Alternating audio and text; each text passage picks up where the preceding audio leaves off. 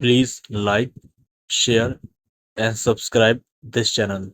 नमस्कार दोस्तों, ये कहानी है दीपक की। दीपक अपनी पत्नी माया के साथ बसई में रहता था। उसका अपना मकान था। दीपक का नौकर मनीष बसई से लगभग 2 किलोमीटर दूर बिलासपुर गांव में रहता था। वह काम करके रोजाना अपने घर चला जाता था। 15 जुलाई की सुबह 9 बजे मनीष दीपक के घर पहुंचा और सड़क पर खड़े होकर उसने दीपक को कई आवाज लगाई, लेकिन कोई प्रतिक्रिया नहीं हुई। जबकि रोजाना उसकी आवाज सुनते ही दीपक बाहर निकलता और उसे देखकर गेट खोल देता था। गेट को थोड़ा खुला देख मनीष आश्चर्य में पड़ गया, क्योंकि दीपक अगर चाय पीने भी जाता था तो गेट लॉक करके जाता था। मनीष ने दीपक के बारे में पड़ोस में पूछा तो कुछ पता नहीं चला। उसने संदेह वाली बात पड़ोसी को बताई तो उसने अंदर जाकर देखने को कहा। मनीष पूरा गेट खोलकर अंदर पहुंचा तो दीपक अपने बेडरूम में बेड पर पड़ा था।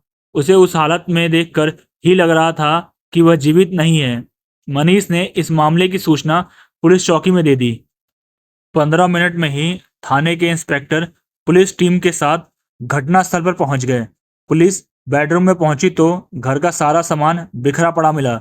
दीपक की हत्या कर दी गई थी और उसकी लाश बेड पर पड़ी थी। उसकी कनपट्टी पर गोली लगने का निशान था। जिस बेडरूम में दीपक की हत्या की गई थी, वहां एक बेड और एक टेबल के अलावा एक अलमारी रखी थी। कमरे में रखी अलमारी खुली पड़ी थी और उसका सामान बाहर निकला पड़ा था। अलमारी का लॉकर खुला था और बिल्कुल खाली था। अलमारी और लॉकर के लॉक टूटे हुए थे। इसी बीच सूचना पाकर दीपक के पिता आ गए। उनसे पूछताछ करने पर पता चला कि गत दिवस 14 जुलाई को दीपक अकेला था। उसकी पत्नी माया 14 जुलाई को अपने मायके चली गई थी। उस दिन रविवार होने की वजह से दीपक की छुट्टी थी और वह घर पर ही था। घटनास्थल के मुआयने और पूछताछ के बाद यह नतीजा निकला कि इस घटना को पुख्ता योजना बनाकर अंजाम दिया गया था। हत्यारों को यह बात अच्छी तरह पता थी कि दीपक घर पर अकेला है। उसकी पत्नी माया बाहर गई हुई है। इसलिए घटना को अंजाम देने के लिए 14 जुलाई की रात चुनी गई। पुलिस अधिकारियों ने गहन जांच पड़ताल करने के बाद करीब 2 बजे दीपक की लाश पोस्टमार्टम के लिए हॉस्पिटल भेज दी। उधर दीपक की पत्नी माया को पति की मौत की खबर मिली तो वह देर शाम दिल्ली से वापस आ गई। दीपक के पिता की लिखित तहरीर पर इंस्पेक्टर ने अज्ञात लोगों के खिलाफ मुकदमा दर्ज करा दिया। पुलिस ने दीपक के मोबाइल नंबर की कॉल डिटेल्स निकलवाई तो पता चला कि घटना वाली रात उसने अंतिम कॉल अपनी पत्नी माया को की थी। उससे पहले उसने 9 बजे मनीष से बात की थी। इन दोनों कॉल से पहले दीपक की बात एक अनजान नंबर पर भी हुई थी। उस नंबर पर उस दिन भी और उससे पहले दिन भी कई कई बार देर तक बातें की गई थी।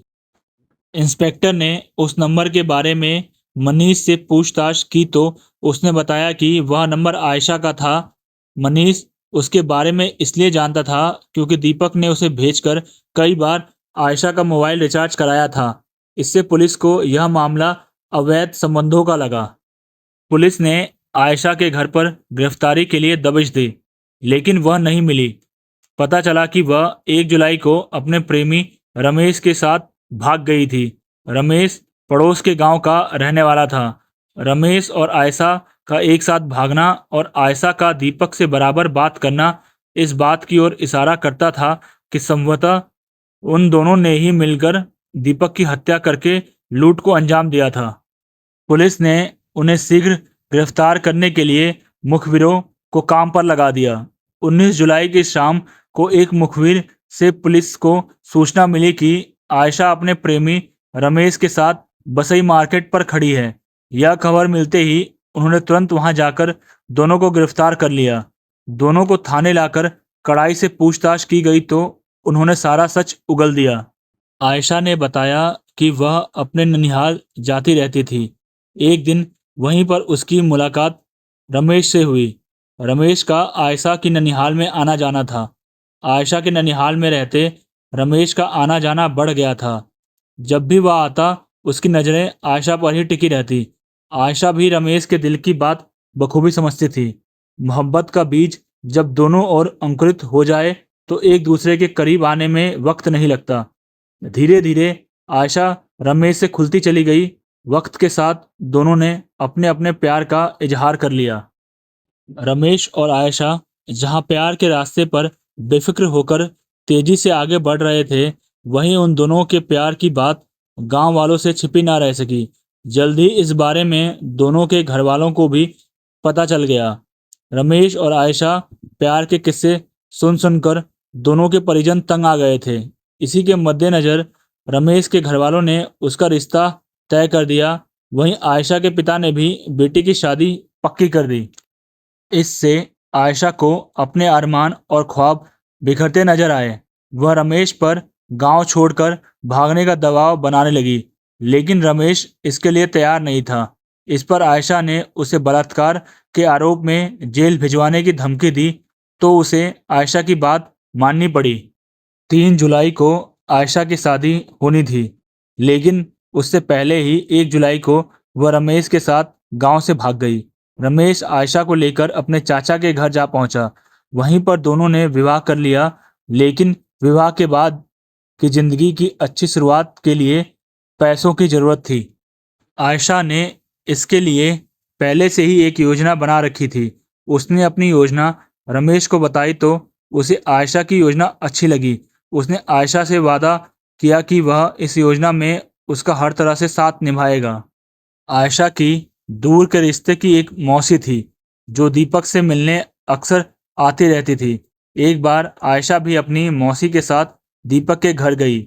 मौसी ने उसका परिचय दीपक से करा दिया। पहले ही मुलाकात में दीपक आयशा के दिमाग में चढ़ गया। आयशा अब अक्सर दीपक के घर जाने लगी। एक दिन आयशा शाम के वक्त दीपक के घर पर पहुंची तो दीपक ने उसे अपनी पत्नी माया से मिलवाया।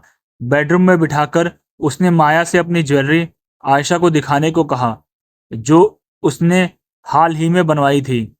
माया एक अजनबी लड़की के सामने अपनी अलमारी खोलकर ज्वेलरी नहीं दिखाना चाहती थी, लेकिन दीपक के कहने पर उसे बात माननी पड़ी। माया की ज्वेलरी देखकर आयशा की आंखें चुंधिया गईं। ज्वेलरी के वजन और कीमत की सोचकर उसके मन में लालच आ गया। उस दिन आयशा वहां से वापस तो लौट गई, लेकिन उसकी आंखों के सामने वही ज्वेलरी नाचती रही। इसके बाद उसने दीपक से मुलाकातें बढ़ा दी। मुलाकातें बढ़ी तो दोनों ने एक दूसरे को अपने मोबाइल नंबर दे दिए। इसके बाद दोनों की बातें होने लगी। आयशा को अपनी तरफ खींचता देख दीपक खुश था। उसका मन भी बहक गया। धीरे धीरे स्थिति यह आ गई कि दीपक अपने नौकर मनीष को भेजकर आयशा का मोबाइल भी रिचार्ज कराने लगा। रमेश के साथ भागने और शादी करने के बाद जब अच्छी जिंदगी के लिए पैसे की ज़रूरत महसूस हुई तो आयशा ने रमेश के साथ मिलकर दीपक को लूटने की योजना बना ली।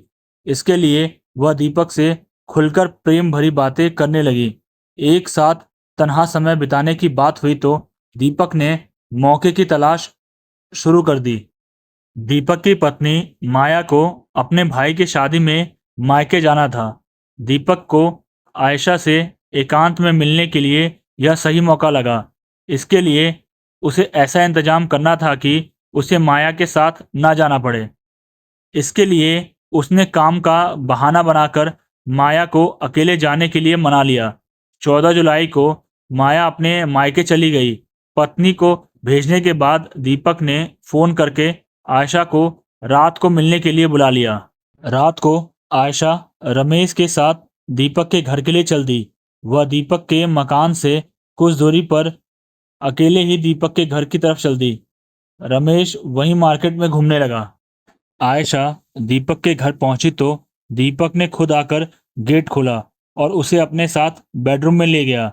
कुछ देर दोनों के बीच बातें होती रहीं। फिर दीपक 2 गिलास में कोल्ड ड्रिंक निकाल कर ले आया।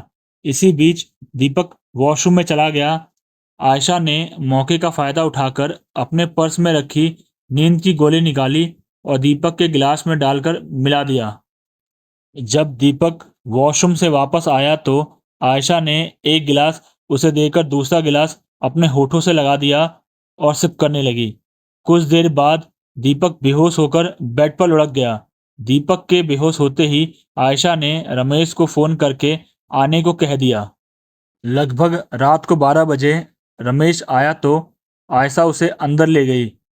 अंदर आने के बाद रमेश दीपक को होश में लाने की कोशिश करने लगा।